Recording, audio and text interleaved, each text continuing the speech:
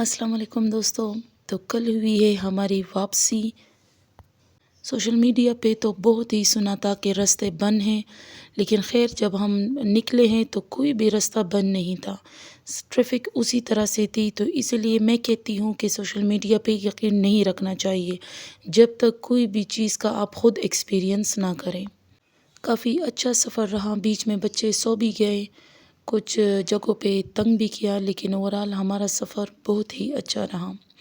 جیسے ہی ایبٹ آباد پہنچتے ہیں تو یہاں پہ ہوتا ہے ایک ترکی پکوڑے والا، جن کے پکوڑے بہت ہی مشہور ہیں۔ ان کا ایک اسپیشل اچار ہوتا ہے پکوڑوں کے ساتھ، جو کہ مجھے بہت ہی اچھا لگتا ہے۔ خیر اسی جگہ سے ہم لوگوں نے پکوڑے اور سموسے لیے، چائے کے لیے، اور ہم روانہ ہوئے ہیں۔ کافی صحیح ٹائم پہ ہم گھر پہنچے ہیں۔ گھر آ کے میں لے کے آئی تھی گاؤں سے کچھ چلیاں، تو میں نے کہا کہ یہ تو ابھی خراب ہو جائیں گی، اس لیے ان کو بوائل کیا، اور میں نے کہا کہ اس سے سویٹ کارنز بنا لیتی ہوں، کیونکہ ڈبوں والے مہنگے سویٹ کارن لینے سے بہتر ہے کہ بندہ گھر پہ خود ہی بنائے۔ اس کے لیے آپ چلیوں کو اچھی طریقے سے بوائل کر لیں۔ پہلے سے تھوڑا سا نمک ڈالنا ہے، زیادہ نمک نہیں ڈالنا، تھوڑے سے نمک کے ساتھ اس کو اچھی طریقے سے بوائل کر کے اسی طرح دانے علیحدہ کر لیں۔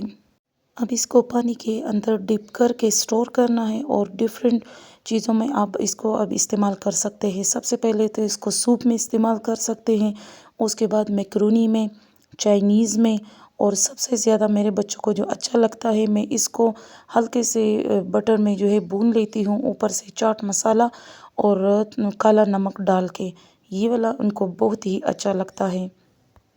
اگر آپ کو ویڈیو اچھی لگی ہو تو کمنٹ میں مجھے ضرور بتائیں کہ آپ لوگوں کو سویٹ کارنز کا طریقہ کیسا لگا۔